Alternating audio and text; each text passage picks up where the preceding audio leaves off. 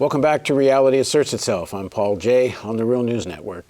We're continuing our discussion with former Ohio State Senator Nina Turner, who rose to national prominence as the perhaps best-known surrogate for Bernie Sanders. I always find that name surrogate very odd.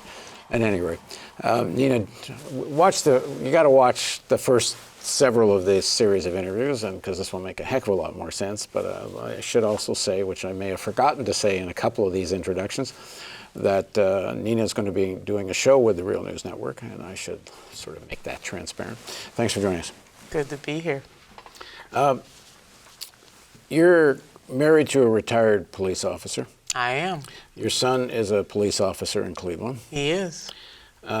You are representing two things. One, you're representing a politics of taking on the oligarchy, taking on finance, taking on the billionaire class, as Bernie said and you said. Yeah. In most communities, police are considered the defenders of those things. You're also in a moment, and I know you've been outspoken about this, but with Black Lives Matter and the number of killings of unarmed black people, particularly young black men, systemic racism, and police are seen as, again, a defender of that in cities like Cleveland and Baltimore. Yes. How do you balance this, that you're a police officer family, sort of. On the other hand, you see the problem. You balance it carefully but truthfully.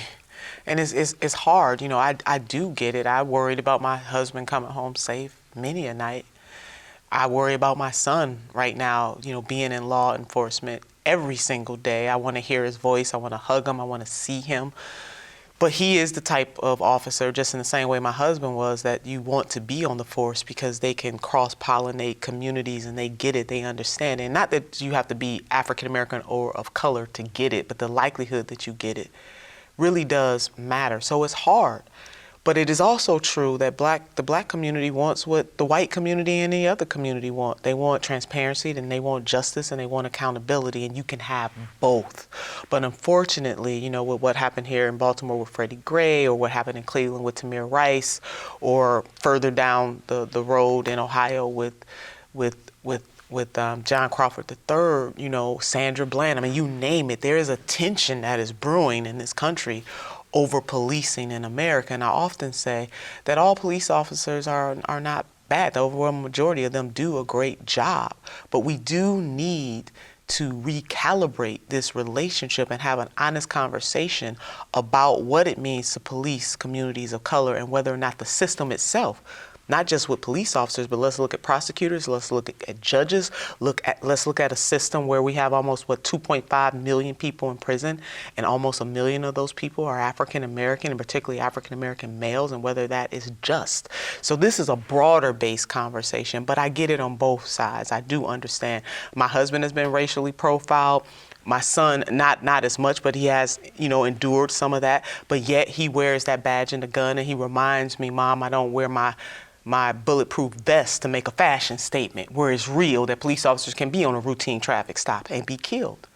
So all of this is real, but it is also real that there is some over-policing in the African-American community to the extent that African-Americans are treated differently. There's a study that shows that white people see black children, particularly black males, as older than they really, really are.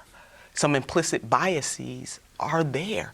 And how do we deal with that as a community, knowing the community needs the police, but the police also need the community? We've been talking about this a lot on the Real News. We're in Baltimore, and it's certainly one of the most urgent issues here. One of the ways we've been framing it is police are called law enforcement officers. And I've always thought that's all they should be called. Because the reason there's a problem with policing is because there's a problem with the law. The law itself is the thing that's inherently biased. Yes. It's the law that reinforces a whole set of social conditions. That's right. That you have such chronic poverty for 60 years in Baltimore. We have someone used to work here whose father was a cop, and I talked with him about all this, and he said, as society, you have to decide, do you want us to be the hammer, or you want us to hand out flowers? And essentially, what he was saying was, if you have this enormous poverty, which we know it's the deep poverty that breeds the violence, you want us, you're asking us to be hammers, because this poverty, if it isn't contained, especially geographically contained in poor neighborhoods, and there's wealthy neighborhoods here like Roland Park, or Federal Hill. They don't want the crime to spill out. As long as it is poor black people killing poor black people, and that's contained, then that's really what you're asking the police to do. Right. Police respond to symptoms. I'll never forget, I had a police chief say that, exactly almost in the same way you're framing your conversation. Police respond to crises within communities that they didn't create.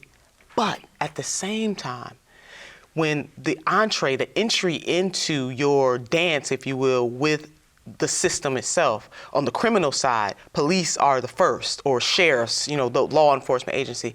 We do have to deal with the fact of whether or not there are some biases within that system. Even beyond, poverty is not a crime. To be poor is not a crime. But the system treats it that way, and the symptoms that come out of that. So we're asking police to be something different than everybody else. We are all socialized, whether we're black, white, Hispanic, Asian, Native American, and anybody else I forgot, because this is real about naming, the different categories. But we're all socialized by a system that says that black men and women, or men and women of color by extension, certain groups, are more criminal than anybody else. That's real. And so it's not just the police who come out of that belief, it's all of us. And so we have to deconstruct our construction. So we have to create a fairer and a more just criminal justice system. The police are one part of that system. And oftentimes they're the symbolic part of that system is what we see. Yeah. That's it. That's what we see. So yes, the pressure and the burden is on them. But this is a systemic crisis that we have to deal with. Part of the responsibility also, this emergence of, like cities like Baltimore, but Cleveland and others, the emergence of this black political class who runs City Hall, is the mayor, but continues to pursue economic policies that favor developers and does nothing to deal with the profound unemployment in these areas. I mean, we were at dinner last night with Eddie Conway, excuse me, and he was talking about how he's talking to people on the, who are in the, dealing drugs in the area around Gilmore Homes, where Freddie Gray grew up. They don't even make minimum wage on the corners. It's not like this is some preferred occupation because they're making so much money.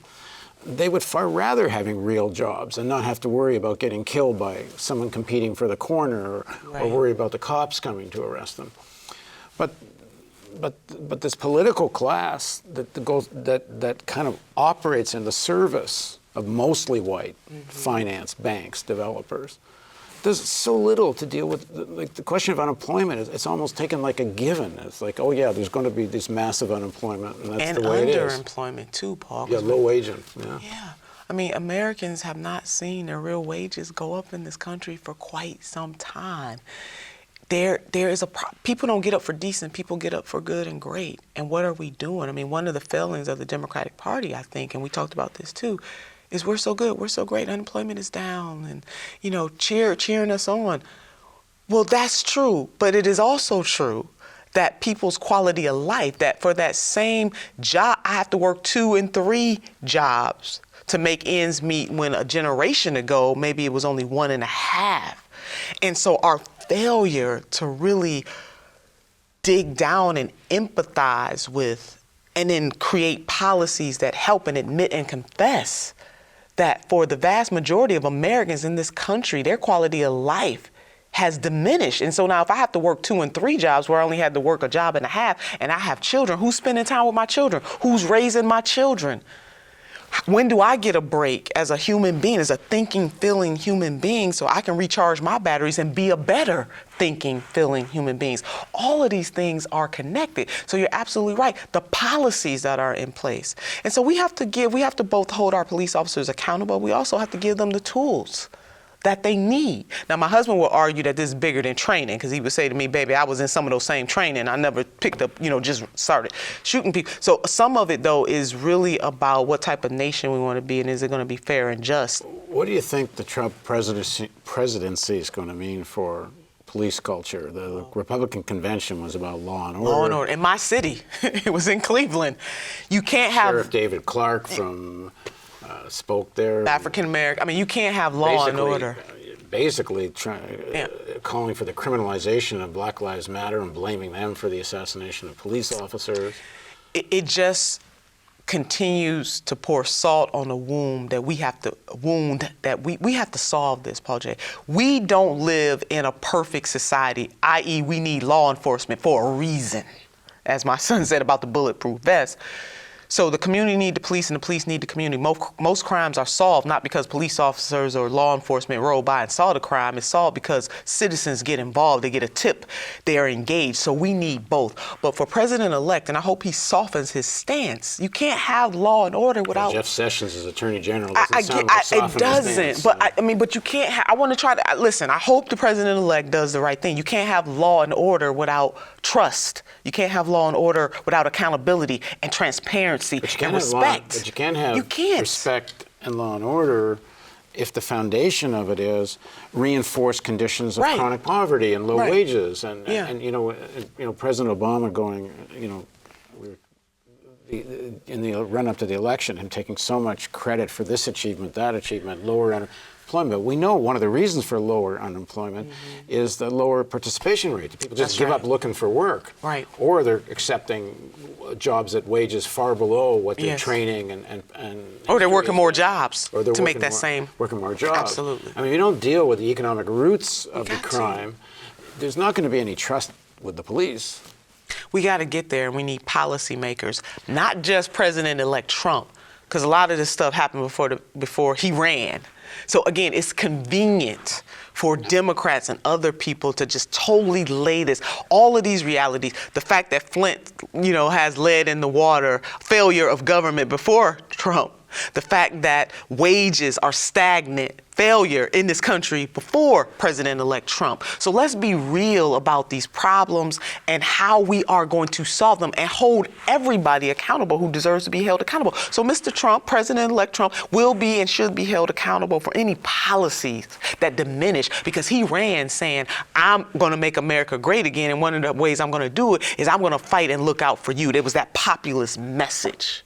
But the appointments, it's pretty clear. Oh, Lord. This is draconian state power. This is antithesis of all that. People like Sessions at the Attorney General. You're not going to... The DOJ report on Baltimore, it was scathing in its critique of the police department and said over and over again, the police are denying people constitutional rights, Same thing in breaking Cleveland. federal law. Now, the recommendations, I think, were pretty milquetoast, more data collection and training and so on. But you're not even going to see a critique like that from the DOJ or Sessions. This is going to be a message to police forces across the country, go get them, cowboy. And we can't sustain that because we're in a very fragile state when it comes to race right now. Because what we have been reminded of in this country is that racism and discrimination is in our DNA, and we can't face that. So that's why we want to have a boogeyman or a boogie woman to blame. No, this is how the country was founded. And the whole notion of forming a more perfect union means that generation after generation. And what makes what Mr. President-elect Trump will do and can do, either to make this better or worse, is that one thing we can say about our nation, we didn't start off right in terms of equality and justice, but we have been a nation of progress.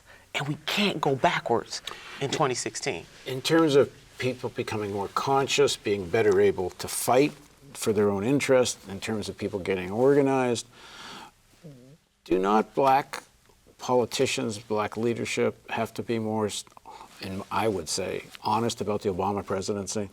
It's 8 years of President Obama's administration that helped create the conditions for a Trump victory. We have to have the courage to critique that we can both love, respect, uplift, and defend the black president when necessary. Because let's face it, Mitch McConnell, Senator McConnell said that was their ultimate goal, was to make President Obama a one-term president. It wasn't for infrastructure. It wasn't for education. It wasn't for the uplift of people in this country. Their sole goal was politics.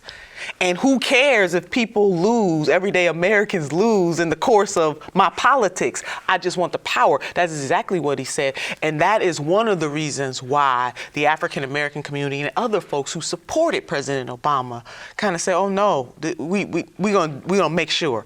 In all of that extremism from the Republicans, there was a failure by leadership, Democratic leadership, but particularly the African American community, and the pride that was felt to say that I can both love and support the president, but also critique him. And we cannot let that happen again. Okay, this is just the beginning of a conversation. As I said, we're going to be doing a show with Nina and interviewing her, I think probably at least once a week. So this is just the beginning of a conversation. Yeah, I'm looking forward to it. Thanks very much for joining us. Yeah, my pleasure.